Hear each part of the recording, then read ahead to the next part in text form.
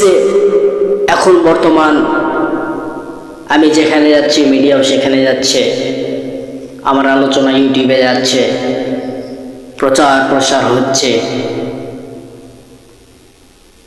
এটা নিয়েও কিছু মানুষ ট্রল করা শুরু করে দিয়েছে। এই এমন কি এমন জানে, কি এমন যোগ্যতা রাখে? হ্যাঁ, আমি অধম, আল্লাহর গোলাম, আমার জ্ঞান নাই, এলেম নাই। কথা বুঝতে পারছেন? এই যে এতগুলো উলামায়ে কেরামের এই যে সামনে আমি বক্তব্যটা দিচ্ছি, চারটিখানি ব্যাপার নাকি?